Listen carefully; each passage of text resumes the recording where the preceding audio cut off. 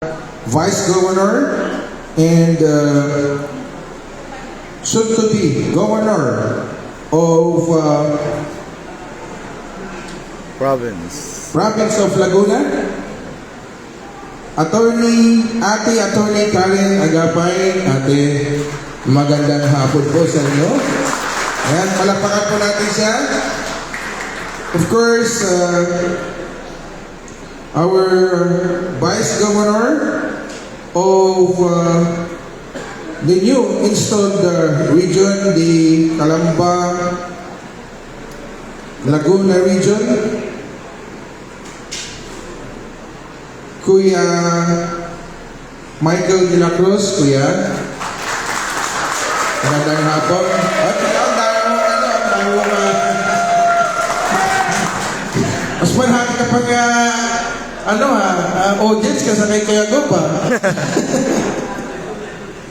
Of course, our guest of honor speaker to be introduced later. He is the Vice Mayor of Calamba Laguna City. Our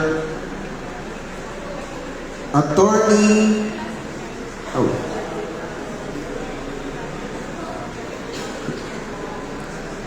Lazaro.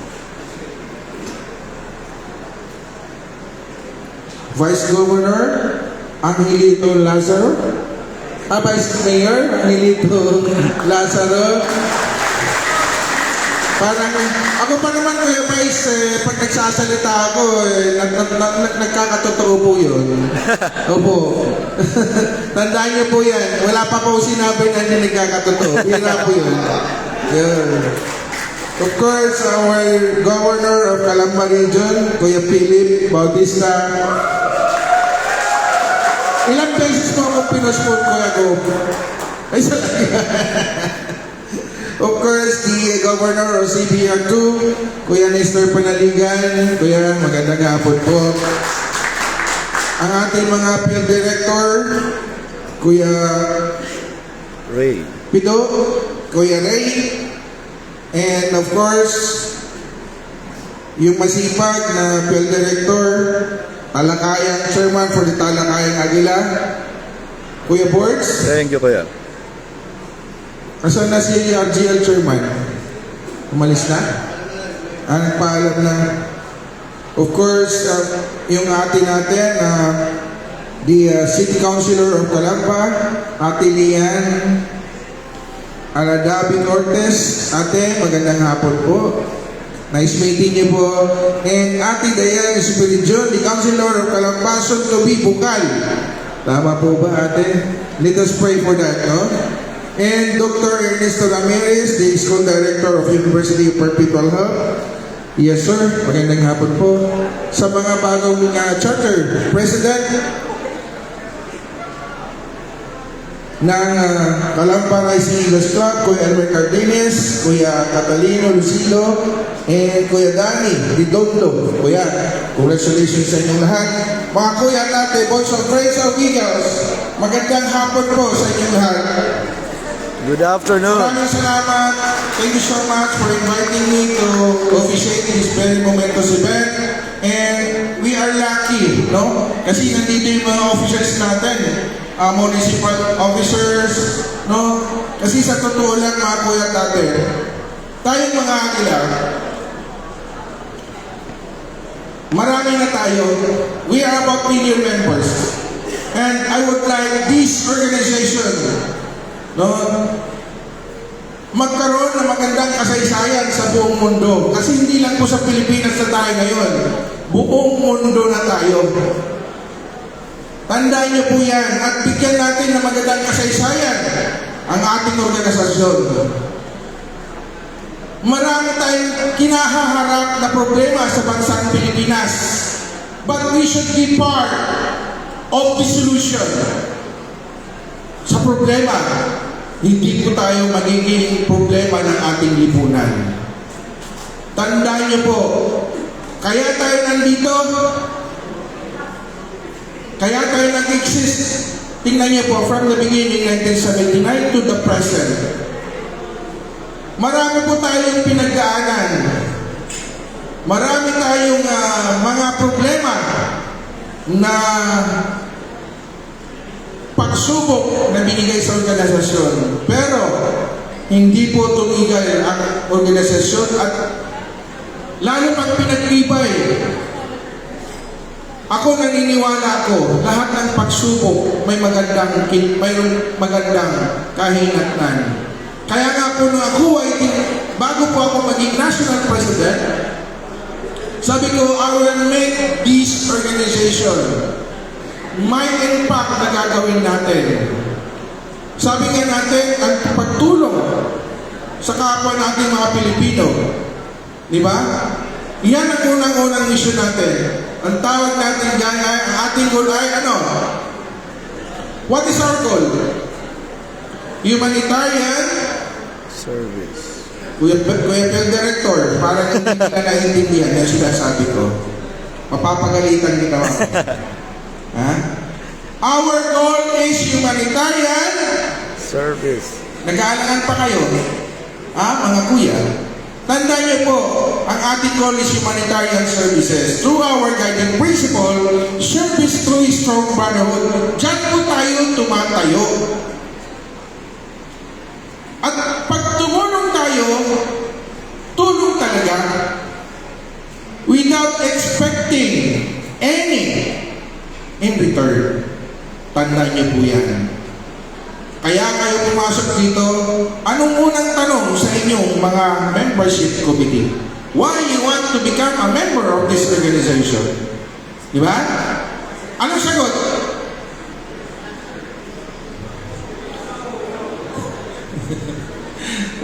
Nag-aalala kayo sa pagsagot, mga kuya ko. Ha?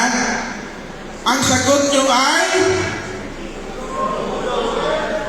I can't hear you. Ha? Tumulong. Di ba?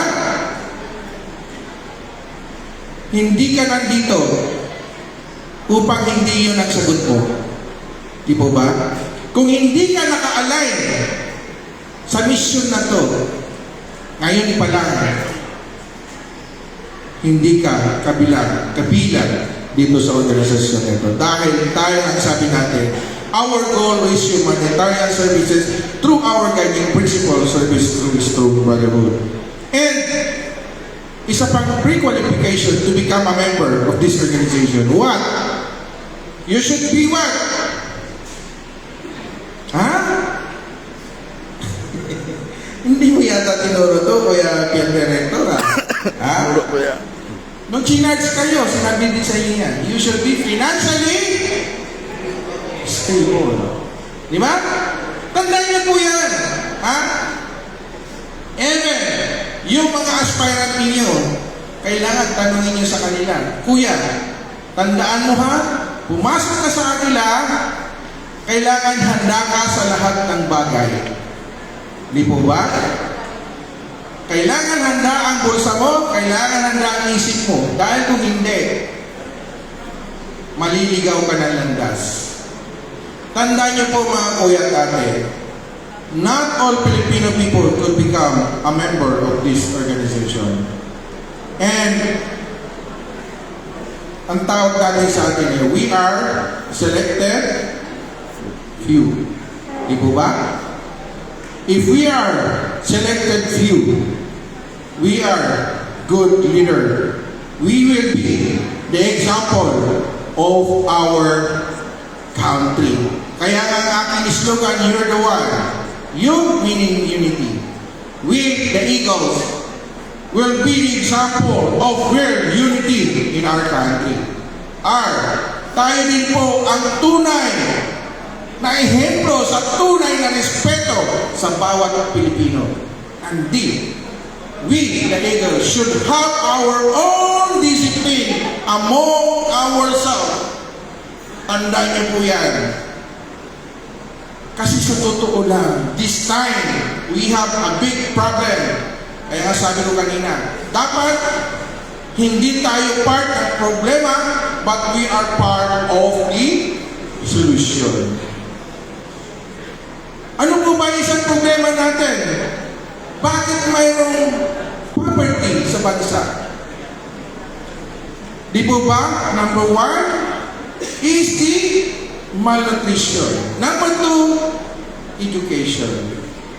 Tandaan niyo po, ang bata na gutom, pag pumasok sa eskwelahan, sa tingin ninyo, may papasok po ba sa isip? Wala po. Kaya, ang ating flagship project is end malnutrition in our country. Sabi nila sa akin, Kuya NP, napaka-imposible yan. Walang imposible kung tayong lahat ay magsama-sama.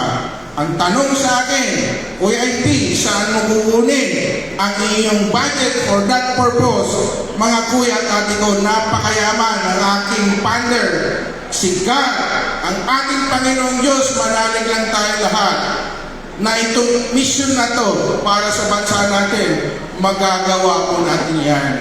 And I am asking all the NGOs, foundations, at saka mga laking company to help us, and they are very willing to join us for this purpose. Kaya nga, sa totoo lang, walang imposible kung tayo mga kuya at ate ay magkaisa sa totoong pagbabago para sa bansang Pilipinas. Yung bagong Pilipinas na hinahangad ng ating Pangulong Bongbong Marcos na ngayon, alam ko, Kuya Vice, di po ba yan ang campaign ngayon? Di po ba? Bagong Pilipinas, with the eagle, tayo ang mangunguna na magpatupad yung bagong Pilipinas ng hangad ng bawat Pilipino. Palakpakan po natin ang ating tito. Tandaan niyo po, mga kuya at ate ko, wala nang iba. Sa tingin niyo, sinong grupo ang po pwedeng gagawa niyan? At nandito yung mga officers natin. Sila po, tulungan natin. Kasi hindi po nila kaya yan kung hindi po tayo magkaisa. Tandaan niyo po yan. Walang imposible kung tayo mga agila ay magkaisa. And our flagship project, End Malnutrition, and we are also doing now yung If-1PD, the first 1,000 days collation program for the children. Ano po ito? In relation with the RA 1148, the anti-stunting project of our government, ini-implement na po natin. And we have in Cebu, bababa pa kami dito sa Calamba, bababa ko kami sa South, dito sa Luzon, South Luzon, para po implement yan. And we are partner with the National Nutrition Council. Mayroon po tayong MUA saying that We the Eagles is part of this project. Parte po tayo for the implementation of this project. Again, walang imposible basta magkaisa tayo, mga kuya at ate. Tandaan niyo po, sa dami natin, sa dami natin, sa lahat ng speeches ko, sinasabi ko yan, na kailangan tulungan natin ang bansang Pilipinas. And one of this day, kaya nga ngayon, ini-institutionalize na natin ang ating PIL, no? The Philippine Eagles Academy. Meron na po tayong Philippine Eagles Academy, and I want all the members of the TFOE should undergo the value orientation workshop. Tuturuan din natin sa kayo ng financial literacy, and I would like that all the Eagles should have their own business. Tandaan niyo po yan. Kaya nga may kooperatiba tayo. You should be member of the cooperative. Bakit po na tayo nagkaroon ng kooperatiba? Para po, halimbawa, ang region at club ninyo gustong magnegosyo, pwede kayong mangutang sa ating kooperatiba.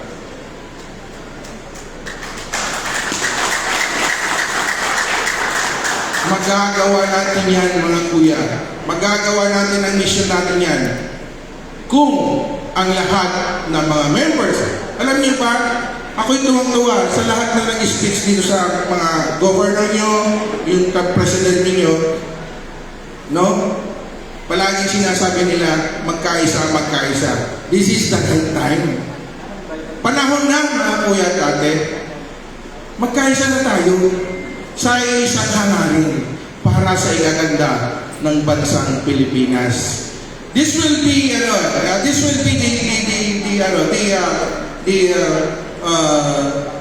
the direction na one of this day, no? Lahat ng mga bata kailangan maging matalino, malusog, maging matangkad. Bakit po yun ang gusto natin? Because these children will be our future leaders. At ayaw ba ninyo na itong mga batang ito ay galing sa Agila? Di po ba? And as to remember, alam ko si Dr. Sirisa dito galing, di po ba kayo guys? Ang sabi niya, ang kabataan ay pag-asa ng but this time, ang Agila ang pag-asa ng bayan. Tandaan niyo yan mga kuya dati. Ilagay natin sa puso at sa isip at ating isagawa para po may patupad natin itong mission na to. Kasi ang mission na to, inialay natin sa bansang Pilipinas, sa ating mga kapwa Pilipino, sa ating mga officers and members ng ating fraternity, lalo-lalo na sa ating Panginoong Diyos. Ang tanong ko lang sa inyo, are you ready to take this challenge? Again, are you ready to take this challenge, mga kuya natin? Thank you so much for that big yes. Maraming salamat. Congratulations to the new Chapter President, to the new Institute Region Calamba, Laguna Region. At congratulations sa inyong lahat. Magandang hapon, mabuhay ang Agila.